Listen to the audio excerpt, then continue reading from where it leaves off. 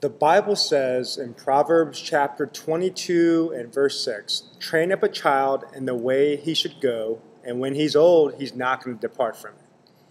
Now, we all know kids who've been trained by pretty good spiritual parents, but they haven't turned out so well. So what's up?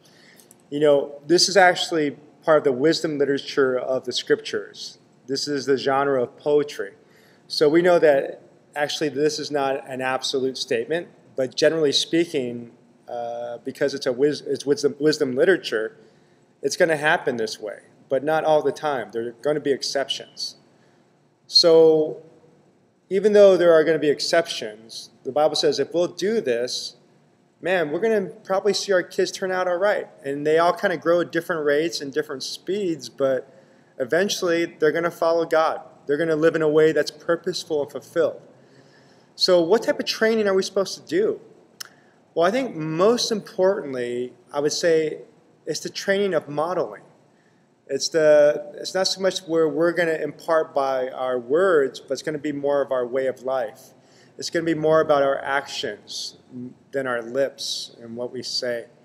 Because our children are always watching us. So I tell parents, hey, if you want to train up a kid in the way they should go, well, model it. I mean, if you want them to be all out for God, then how are you doing it?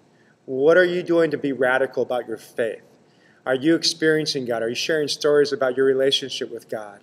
About how you're making new forays into these spiritual adventures? How are you valuing it? Do you show that by the stewardship of your resources, your time, your treasure, your talents? So if you really believe in God, how is it being done? So I think modeling it's really important, not only in terms from a personal reference, but also when it comes to your marriage, if you're married to somebody. I would say your relationship with your spouse is often one of the most important parts of training a kid. Because again, they're watching you on a constant basis, how you love one another, how you engage each other, how gentle you are. Are you able to even resolve a conflict? So oftentimes our children see a conflict, but they never see the resolution of one. So again, to provide stability in a construct where your kids can thrive and grow, again, to be these healthy citizens in this global village, it requires a great modeling between one another. And then when you look beyond that, it has to deal with the church.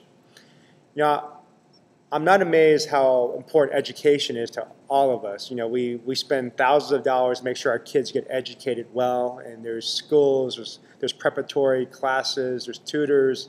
We make sure they have the best teachers when it comes to music or sports itself. But how about when it comes to spiritual education? I mean, is that a priority?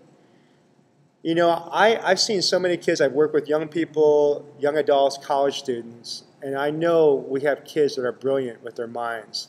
But you know what's hard to find? Is a child or a young adult who is madly in love with Christ. And that's a shame to me. Because we have a framework that can really help them to grow and be resourced, but a lot of times we just don't take advantage of it. So what I want to encourage you as a parent is not only to model it yourself when it comes to training a child or developing them, and not only in regards to your marital relationship, but when it comes to relationship with the church itself, New Song, our family. Here we have some resources when it comes to events and to camps, retreats, activities, groups where they can thrive and grow and learn the basics of a Christian life. And I want to encourage you, would you take advantage of that and make it a high priority? So much to the point that maybe sometimes it would even take precedence over some of the other academic pursuits, or even maybe over a music lesson or a sports event. Nothing can be more important than the nurturing and development of one's heart. So train up a child in the way she should go. And when they're old, most likely, they're not going to depart from it.